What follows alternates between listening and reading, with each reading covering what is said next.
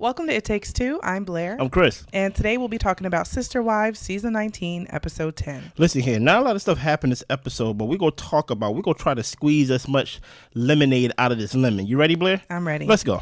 So Meri and her friends are painting her new space. Yeah. She talks about how she's been operating as single for a long time. She looks forward to just having somebody checking in on her, someone caring when she lands from the airport, asking her that she got in safely. And that's something that she's really looking forward to. No. Go ahead. She also touches on her friends were asking her if she's going to move on as far as dating. Mm-hmm. And Meri feels like she wants to take a little bit more time to herself. She said she's only been single for a month. Yeah. Well, they said it's kind of been more like 10 years the way things have been going. Yeah, don't lie to yourself and don't lie to us, Meri. Mm-hmm. Now, I have a question, right? I think the thing that stuck out to me in this episode where she said that whenever she go out to fly or go somewhere, she doesn't have anybody that will check in on her to make sure that she's good. Yeah, right? That was really sad, actually. No. That's really sad. Mm-hmm.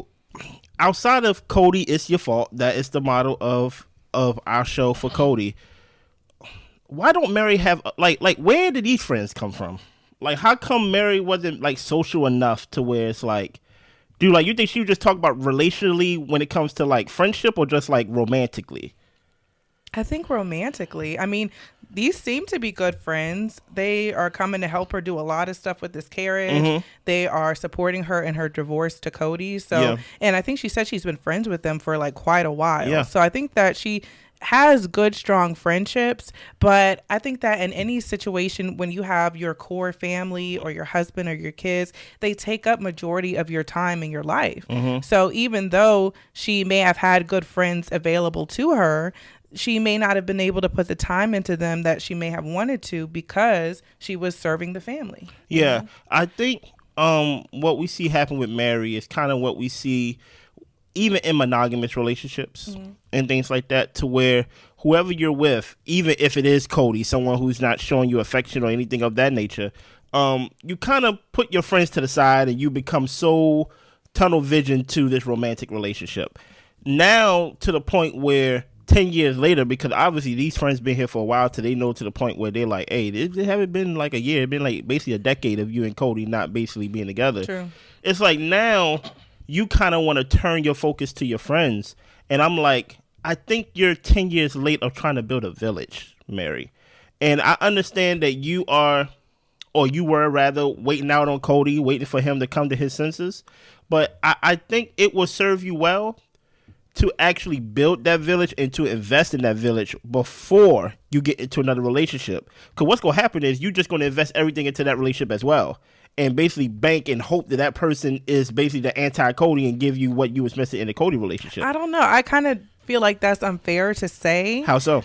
Because we don't know what type of friend that Meri has been to her friends. She might have been a very present friend, but a lot of us, or even some of us has been us, to where we've been in situations or relationships to where your friends can't tell you nothing. So that is true now. That is true. So their friends might have been telling her, girl, is this really where you want to continue to stay? And she says yes, but she's still a good friend to them. The only reason why I came up to that conclusion is because I'm like, even though she's not with Kody, I see how she is with the other sister wives. Yeah. And I'm like, man, you don't even have, like, outside of Robyn, but I feel like Robyn got selfish ambitions when it comes to Meri. Exactly. Right? I just feel like when it came to Janelle even said the last episode, I haven't seen Meri basically since we did the tell-all, if that. And even when I try to talk to her and tell her, hey, I think you should protect yourself. I'm doing this for my own psyche because I don't want you to get, basically robbed.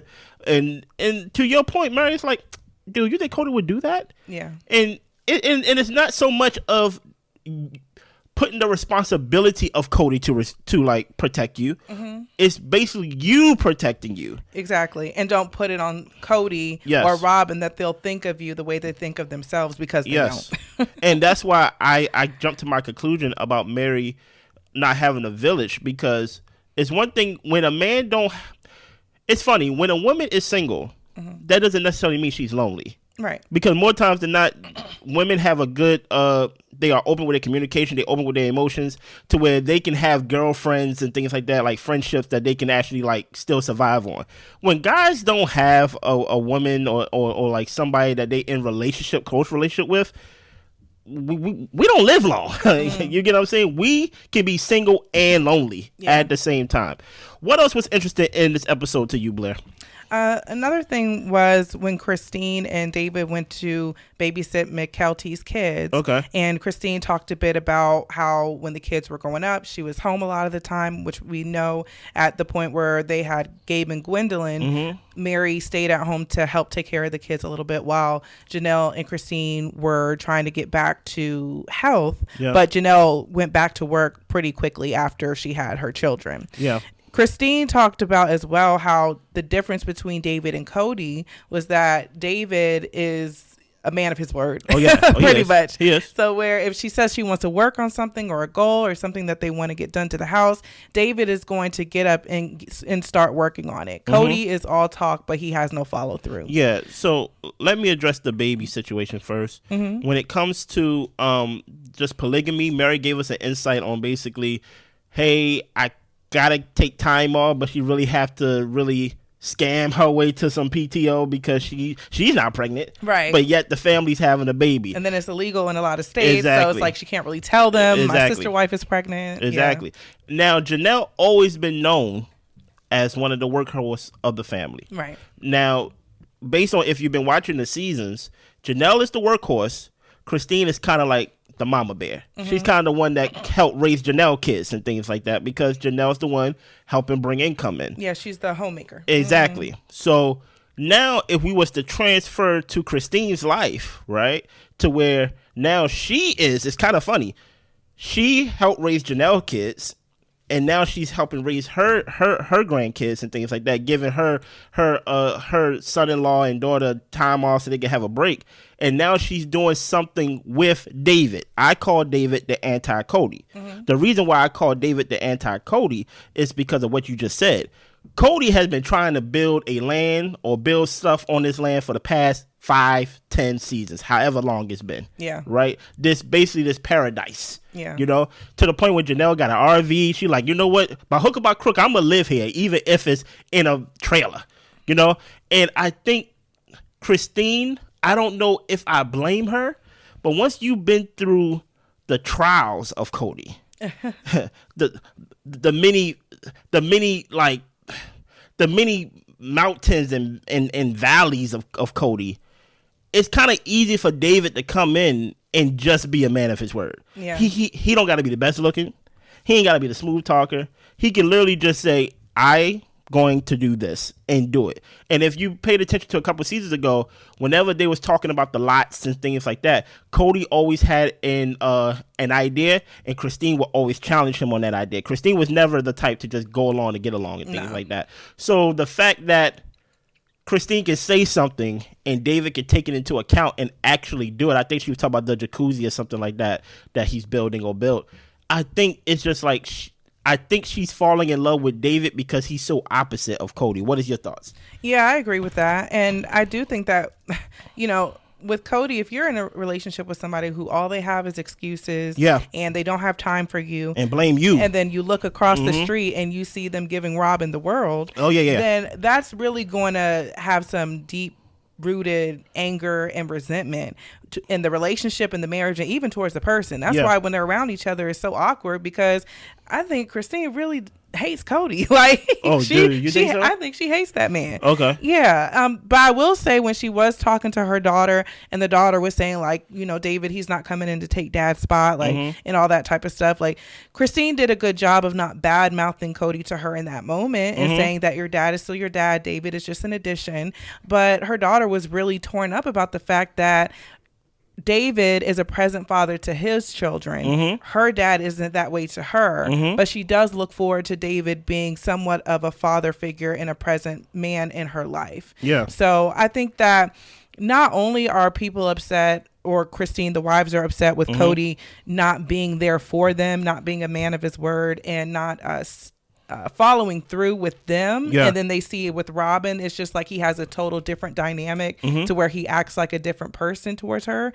Not only that, but also the fact that he no longer cares about his kids. When the kids are grown up, he feels like he no longer has to be a present father in the household or in their lives. COVID did play a part in that. Kinda. But also, Christine had Truly, and I believe Truly had a surgery that Kody didn't make himself available to go to. And Truly is still a young child to me. I don't know how young they got to be for Kody to care or to stop caring. They ain't 30. You know what I mean? You're right.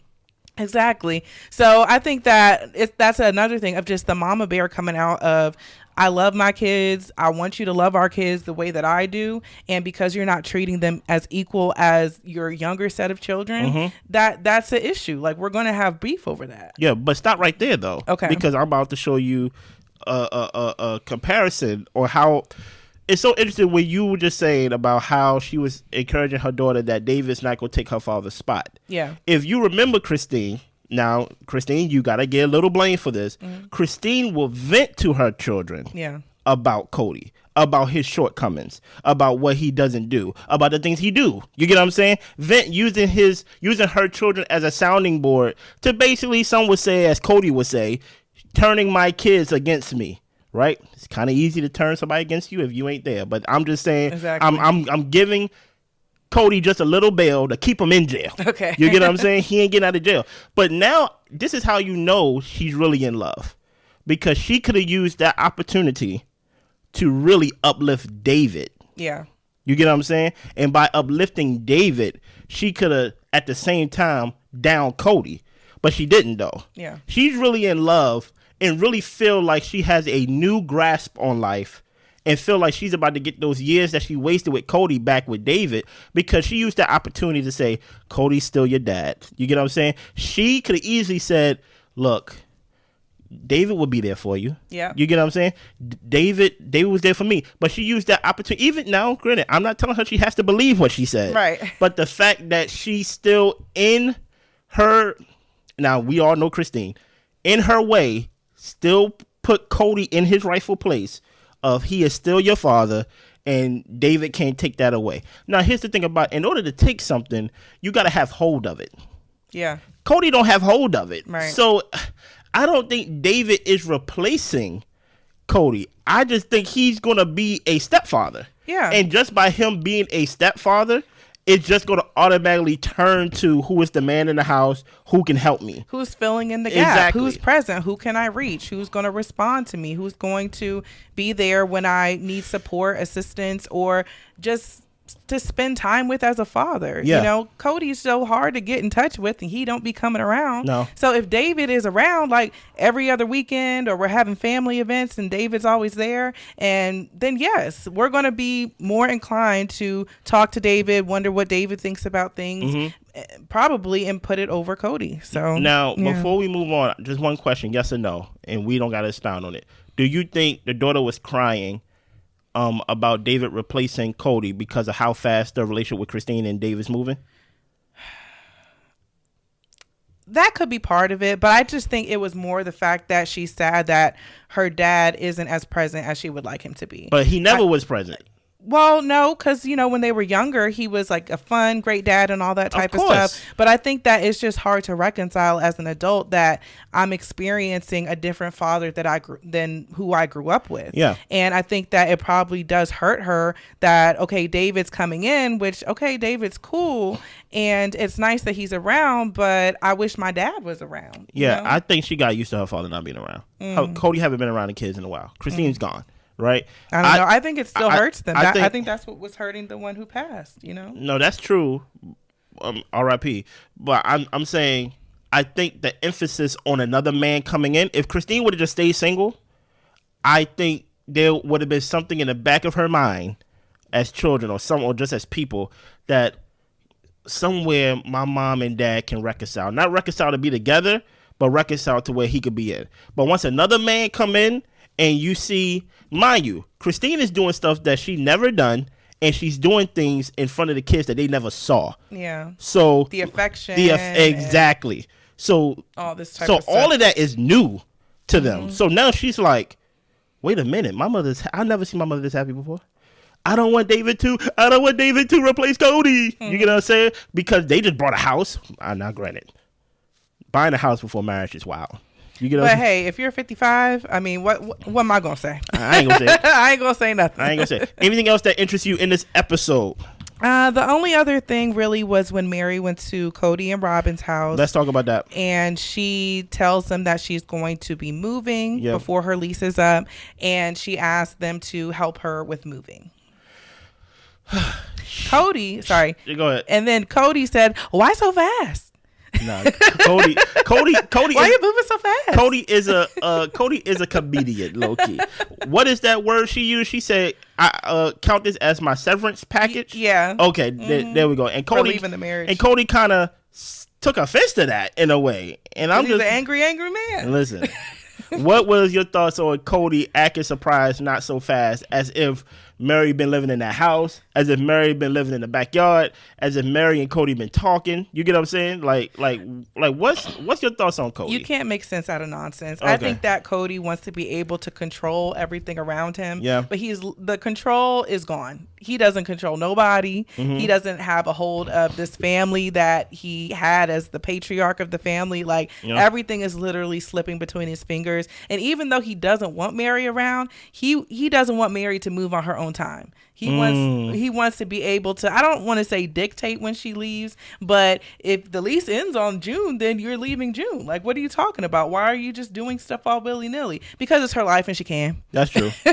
My only problem with the whole thing is Meri shouldn't have asked Kody to help her move. Yeah, I agree. In my opinion, I feel like for you to be done, especially what I saw in the preview, her and Kody was helping move something. She was backing up and she backed into him and things like that. I'm like, see, look, you're playing around. Yeah. You know, like be over, be done with it. You want to move but still be friends with somebody who didn't treat you friendly, who didn't even think about you to put you in a place. They put you in a barn. You get what I'm saying? Where there's Christmas trees and goats and cars on like Kody and them did not think of you in such a great way, right? I'm laughing at the whole situation of how they trying to make this such a dramatic, sad situation to where one of the kids is sitting on the couch and Robyn's like, "Are we gonna talk about the M word?" And I'm like, "What is the M word?" Like moving. I'm like, "Oh, okay, go ahead, kids, go ahead, run away. This is such a serious conversation."